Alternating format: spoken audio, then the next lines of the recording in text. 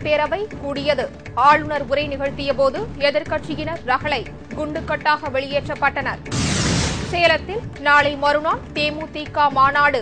அலை அலையாய் அணிதிரண்டு வரும் வாகனங்களை நிறுத்த அற்புதமான ஏற்பாடு.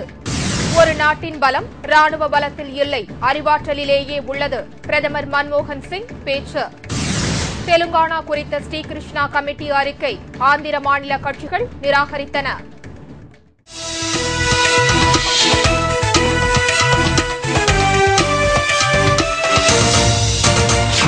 வணக்கம்.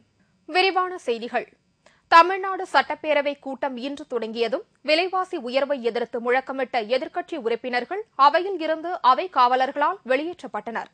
13வது சட்டப்பேரவையின் 15வது கூட்டத்தொடர் புதிய பேரவை மண்டபத்தில் இன்று தொடங்கியது. இந்த ஆண்டின் முதல் கூட்டத்தொடர் இது.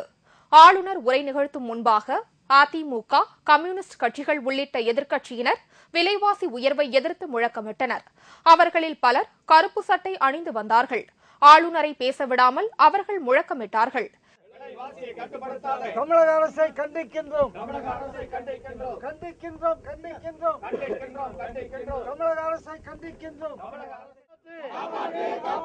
கடவுளே தமிழ்நாட்டை காப்பாற்று.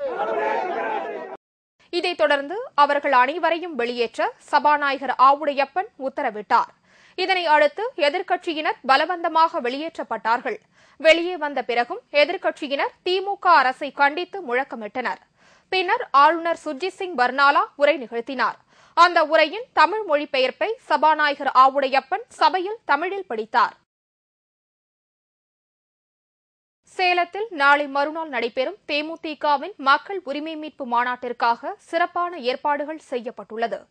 வாகனங்களில் வருவோர் எந்த சிரமமும் இல்லாமல் வண்டிகளை நிறுத்த சிறந்த ஏற்பாடுகள் செய்யப்பட்டுள்ளன. மக்கள் உரிமை மீட்பு மாநாடு நடைபெறும்போது மக்களுக்கோ போக்குவரத்திற்கோ எந்தவித சிரமமும் ஏற்படக்கூடாது என்பதில் கேப்டன் விஜயகாந்த் ஆணையின்படி தேமுதிக நிர்வாகிகளும் தொண்டர்களும் மிகுந்த கவனம் செலுத்தி வருகின்றனர். இப்போது நீங்கள் காண்பது இதற்காக பிரத்யேகமாக தயாரிக்கப்பட்ட வரைபடம்.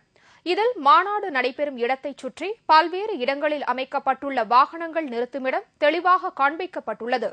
எந்தெந்த பகுதிகளில் இருந்து வரும் வாகனங்கள் எங்கெங்கு நிறுத்தப்பட வேண்டும் என்பது வரை துல்லியமாக இந்த வரைபடத்தில் உள்ளது. மேலும் மக்களின் அவசர உதவிக்காக மருத்துவர்களுடன் கூடிய ஆம்புலன்ஸ் எங்கெங்கு நிறுத்தப்பட்டுள்ளது என்றும் தேமுதிகவின் தொண்டரணி படையினர் எங்கு நிறுத்தப்பட்டிருக்கிறார்கள் என அனைத்தும் தெளிவாக குறிக்கப்பட்டுள்ளது. தமிழகத்தில் திருப்புமுனையை ஏற்படுத்தவுள்ள இந்த தேமுதிகவின் மக்கள் உரிமை மீட்பு மாநாட்டிற்கு வருவதற்காக மக்கள் உற்சாகத்துடன் புறப்படுகிறார்கள். சேலம் நோக்கி மக்கள் அலை அலையாய் அணி அணியாய் வருகிறார்கள். ஒரு நாட்டின் பலம் அந்த நாட்டின் ராணுவ பலத்தை வைத்து நிர்ணயிக்கப்படுவதில்லை, அங்குள்ள மக்களின் அறிவு ஆற்றலை வைத்து நிர்ணயிக்கப்படுகிறது என்று பிரதமர் மன்மோகன் சிங் கூறியிருக்கிறார். மும்பையில் அறிவியல் ஆராய்ச்சி சாதனைக்கான விருதுகளை வழங்கி பிரதமர் உரை நிகழ்த்தினார். கணித அறிவியல், இயற்பியல் அறிவியல், பொறியியல் மற்றும் கணிப்பொறி அறிவியல், சமூக அறிவியல் போன்றவற்றில் சிறந்து விளங்குபவர்களுக்கு விருதுகளும் ரொக்க பரிசுகளும் வழங்கப்பட்டது. அறிவியல் துறையில் நாடு வளம் பெற வேண்டும் என்று மன்மோகன் சிங் குறிப்பிட்டார். The strength of a nation is no longer determined merely by the might of its armed forces.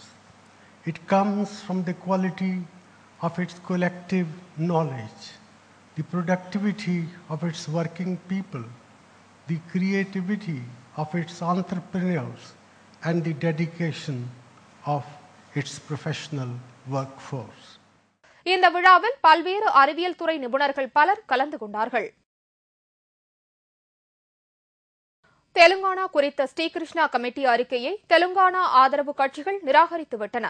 Telangana கோரி சில கட்சிகள் நடத்திய போராட்டத்திற்கு மக்களிடையே நல்ல ஆதரவு இருந்தது. யார் என்றே தெரியாத நிலையில் இருந்த சந்திரசேகர ராவ் தெலுங்கானா கட்சி தொடங்கி திடீர் தலைவராக உயர்ந்தார். மாணவர்களையும் தெலுங்கானா போராட்டத்தில் ஈடுபட வைத்தார். இதனால் இப்பிரச்சினை குறித்து அறிக்கை தர ஸ்ரீகிருஷ்ணா கமிட்டி அமைக்கப்பட்டு அறிக்கை தாக்கல் செய்யப்பட்டுள்ளது. தெலுங்கானா மாநிலம், ராயலசீமா மாநிலம் என்று தனித்தனியாக ஆந்திராவை பிரிக்கலாம். ஐதராபாத்தை யூனியன் பிரதேசமாக அறிவிக்கலாம் என்றாலும் தெலுங்கானா பிரிக்கப்படாமல் ஆந்திரா முழு பலத்துடன் இருந்தால் முழு வளர்ச்சியடையும் என்று ஸ்ரீ கிருஷ்ணா கமிட்டி அறிக்கையில் தெரிவிக்கப்பட்டுள்ளது. ஆனால் தெலுங்கானா அமைக்க வேண்டும் என்று போராட்டம் நடத்தி செல்வாக்கு பெற்றுள்ள தெலுங்கானா ராஷ்டிரிய சமிதி, தெலுங்கு தேசம் உள்ளிட்ட சில கட்சிகள் ஸ்ரீ கிருஷ்ணா கமிட்டி அறிக்கையை நிராகரித்துள்ளன. என்றாலும் இப்பிரச்சினை குறித்து தீவிர ஆலோசனை நடத்த இருப்பதாக மத்திய உள்துறை அமைச்சகம் தெரிவித்துள்ளது. தமிழ்நாடு சட்டப்பேரவை கூட்டத்தில் இன்று நிகழ்த்தப்பட்ட ஆளுநர் உரையில் ஏராளமான புதிய திட்டங்கள் அறிவிக்கப்பட்டுள்ளன. சத்துணவு திட்டத்தில் பாமாயிலுக்கு பதிலாக தேங்காய் எண்ணெய் பயன்படுத்துவது, பல்வேறு நகரங்களில் வீட்டு வசதி வாரிய குடியிருப்புகள் அமைப்பது, நடப்பாண்டில் 3 லட்சம் வீடுகள் கட்டுவது உள்ளிட்ட திட்டங்களை ஆளுநர் அறிவித்தார். வெளிநாடுகளில் வாழும் தமிழர்களுக்காக தனி வாரியம் அமைக்கப்படும் என்றும், சென்னை மூலக்கடையில் இருந்து திருமங்கலத்திற்கும், மூலக்கடையில் இருந்து பூந்தமல்லிக்கும் மெட்ரோ ரயில் அமைக்கப்படும் என்றும் ஆளுநர் உரையில் அறிவிக்கப்பட்டுள்ளது. ஸ்பெக்ட்ரம் விவகாரத்தில் தொலைபேசி நிறுவனங்களிடம் இருந்து அபராதமாக 93 கோடி ரூபாய் வசூல் செய்யப்பட்டுள்ளதாக மத்திய அமைச்சர் கபில் சிபல் தெரிவித்துள்ளார். மத்திய தொலைத்தொடர்புத்துறை அமைச்சர் கபில் சிபல் செய்தியாளர்களிடம் பேசுகையில், மத்திய அரசின் அனுமதி கிடைத்தும் சேவையை தொடங்காத டெலிபோன் நிறுவனங்கள் 219 கோடி ரூபாய் அபராத தொகை செலுத்த வேண்டும் என்றும், இதற்காக சம்பந்தப்பட்ட நிறுவனங்களுக்கு மத்திய தொலைத்தொடர்புத்துறை கடிதம் அனுப்பியுள்ளதாகவும் அவர் தெரிவித்தார்.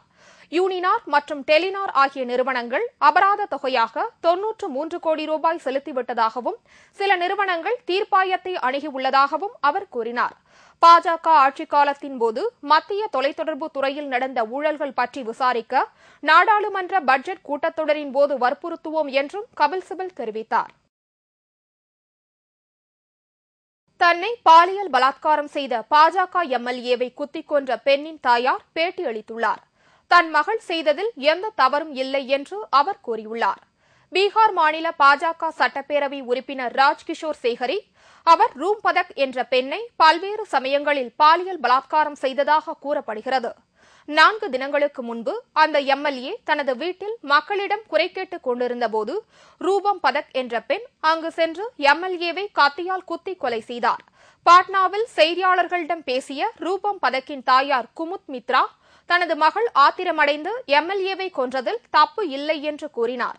உடல் ரீதியாக ஆண்களால் பாதிக்கப்பட்ட பெண்கள் தனது மகளுக்கு ஆதரவாக குரல் கொடுக்க வேண்டும் என்று அவர் கேட்டுக் கொண்டார். मेरे साथ जबरदस्ती शारीरिक संबंध बनाया और जाने अनजाने में उसने मेरा सीडी भी तैयार करवा लिया। मुझे इस बात का ज्ञात नहीं था और मुझे अक्सर ब्लैकमेलिंग करता रहा और उस ब्लैकमेलिंग के दौरान अक्सर वो धमकाता भी रहा है कि अगर तुम मेरी बात नहीं मानोगी, मेरे साथ शारीरिक संबंध नहीं बनाओगी तो मैं तुम्हारी बेटी के साथ ऐसा करूँगा। इस बात बेटी का नाम सामने आने पर ही मैं इस कदम को उठाने पर मजबूर और लाचार।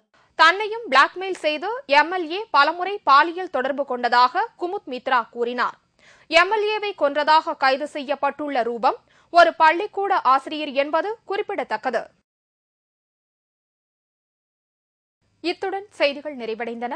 தலைப்புச் செய்திகள் மாலை 6 மணிக்கு. உங்கள் பிரச்சினைகளுக்கு உடனடி தீர்வு காண 300134 600 என்ற கேப்டன் டிவியின் தொலைபேசி எண்ணுக்கு தொடர்பு கொள்ளுங்கள்.